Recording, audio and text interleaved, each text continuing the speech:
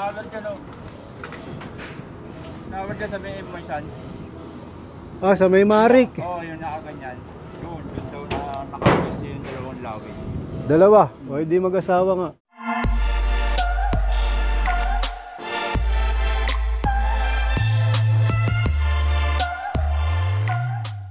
Welcome back mga kalapatids. Magpaparonda nga ulit kami. Ito na, nakaredy na yung mga ibon namin. Maganda nga yung panahon dito ngayon. Sana maganda rin yung ronda nila. Sana hindi sila habulin ng limbas. Sana pag pinalipad namin itong mga ibon namin, nakababa na yung limbas o nakapagpahinga na. Hindi habulin itong mga ibon namin. Ayan, ito yung mga kalagayan ng aming mga kalapati ngayon. Bali, hindi pa nga sila nakikakarga sa truck.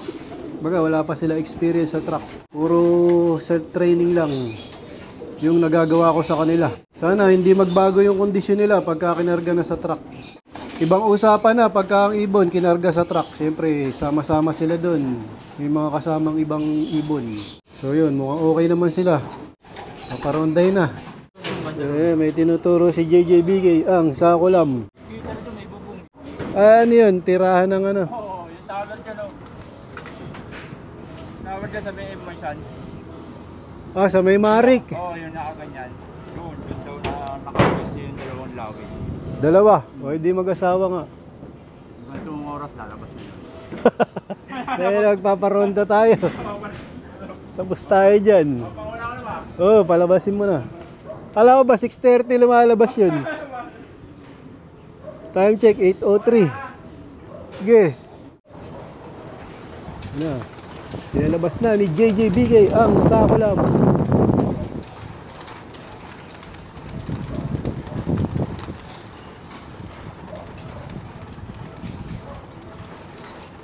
Mahina po magaspas ngayon ah. Meron pa. Lampagin mo. Meron pa.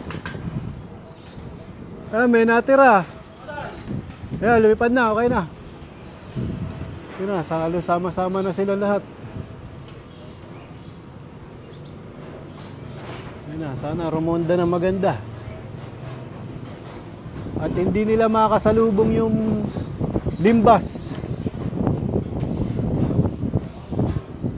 Medyo malakas nga yung hangin dito sa lugar namin. Ayan, kitang-kita sa mga puno. Ayun na.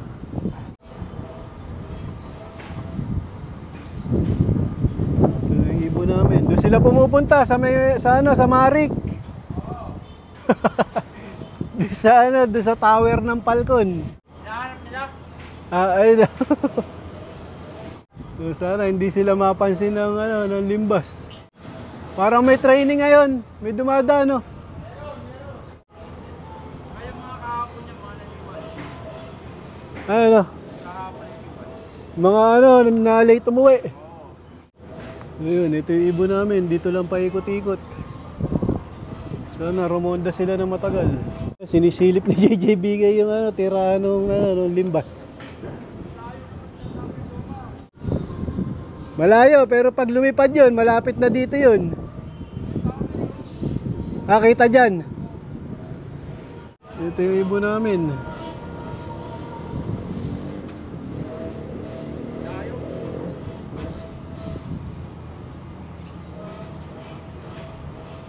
Handa muna namin yung kanilang pagkain at kanilang inumin habang sila'y rumuronda.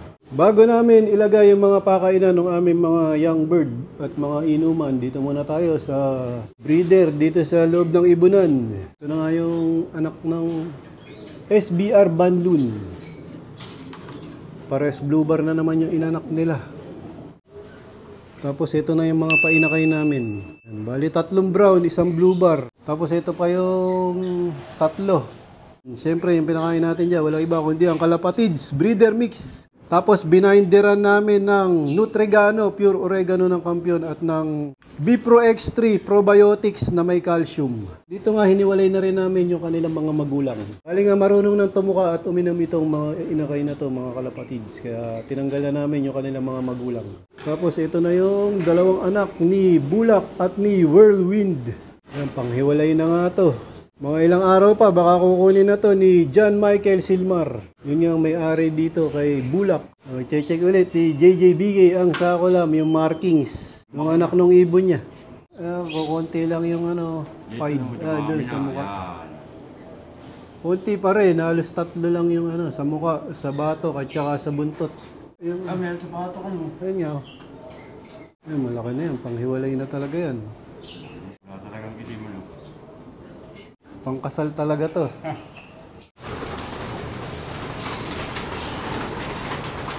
Papatukay na ni JJ Bigay ang sakulam, yung aming mga stock hen. Siyempre yung patuka niyan, kalapatids, breeder mix. Tapos nilagyan namin ng palay at barley. Ito na kagad yung mga ibon namin, ang bilis magbalikan. Uwian ka agad.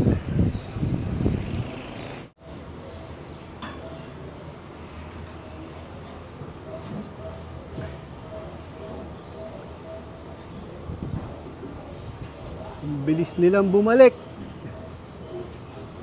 Walang makasabay na ibang grupo. Yung dito, hindi nila nakakasabay na.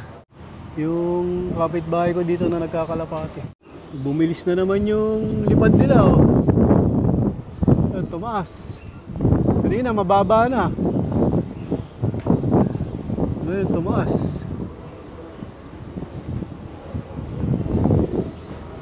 Ayun, oh.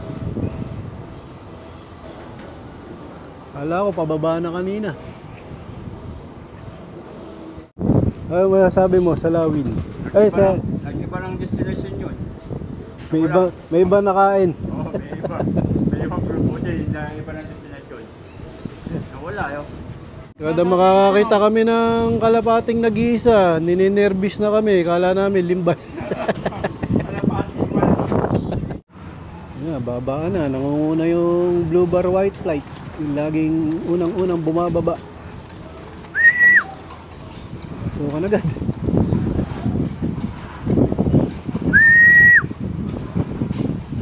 Sukan agad sila.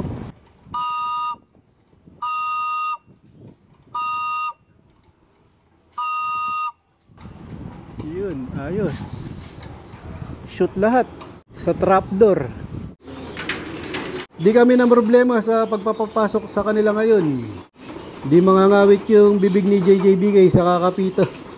Mga kalapatids, meron akong bisita from Tanay Rizal. Ang nakabunot ng ibon ko sa parapol ng ARPCI. Ako nga pala si Team Brian Colabo ng Team Blue Max. Shoutout nga pala kay paring friend ng AFCCI coordinator. Tsaka shoutout sa asawa ko. Yun. Banggitin mo pangalan. Bilin Trenos and Stuart Sigas. Yun. Ako nga pala si Franz Luigi Bulgueras. Shout out sa Team Bata, sa mga tropa ko dyan. Maraming salamat. Yun. Ayos.